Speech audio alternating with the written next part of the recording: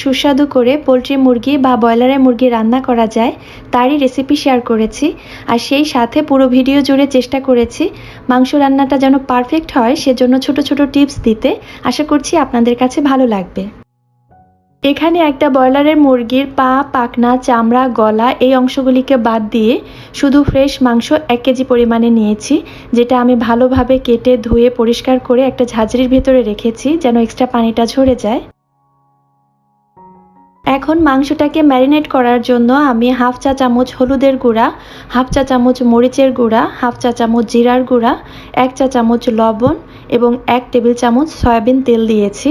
এখন এই সবগুলি উপকরণ খুব ভালোভাবে মাংসের সঙ্গে মিশিয়ে তারপর 10 থেকে 15 মিনিটের জন্য আমি ম্যারিনেট করে রাখবো। আর এ পর্যায়ে এসে চাইলে হাফ চা চামচ লেবুর রস দেওয়া যায়, এতে করে ব্রয়লারের মুরগির যে আষ্টে গন্ধটা থাকে সেটা আর থাকবে না।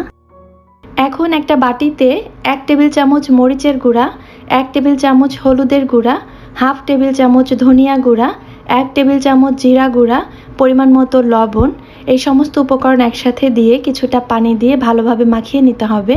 এভাবে মশলা আগে থেকে ভিজিয়ে রাখলে ওই মশলা দিয়ে রান্না করলে বাটা মশলার একটা ঘ্রাণ আসে এবং সেই সাথে মশলাটা কষানোর সময় পুড়েও যায় না এবং মাংসের কালার খুবই সুন্দর হবে।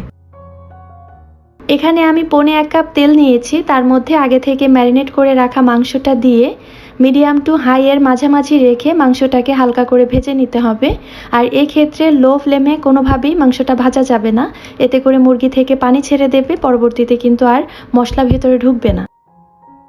মাংসটা আমি হালকা একটু রং ধরলেই নামিয়ে ফেলবো। তো এই আন্দাজটা যাদের নেই, যারা নতুন রাঁধুনি, তারা একদম ঘড়ি ধরে 2 থেকে 2.5 মিনিট করে এক এক পার্ট ভেজে নেবেন। আর তারপরে উল্টে দিয়ে অন্য পার্টও ঠিক 2 থেকে 2.5 মিনিট ভেজে নেবেন। এতে করেই আমি যে রংটার কথা বলছি বা যেই লেভেলে ভাজার কথা বলছি সেটা হয়ে যাবে। এর থেকে বেশি সময় নিয়ে এবং কালার করে ভাজতে গেলে মাংসটা অনেক বেশি শক্ত হয়ে যাবে। রান্না করার পর কালারটা দেখতে সুন্দর হলেও ভেতরে যখন কামড় দিবেন দেখবেন সাদা থাকবে আর খেতেও ভালো লাগবে না। 2টা তেজপাতা কেটে 4 ভাগ করে নিয়েছি, সেই সাথে নিয়েছি 2 টুকরো দারুচিনি, 8 থেকে 9টা গোলমরিচ, মুখ ফাটিয়ে নেওয়া 5টা এলাচ এবং সেই সাথে 3টা লবঙ্গ। আগে যে তেলে আমি মাংস ভেজেছিলাম সেই তেলেই গরম মশলাগুলি দিয়ে তার সাথে হাফ কাপ পেঁয়াজ কুচি দিয়ে ভালোভাবে নেড়েচেড়ে ভেজে নিচ্ছি। পেঁয়াজের মধ্যে হালকা বাদামি একটা রং যখন এসেছে সে পর্যায়ে এসে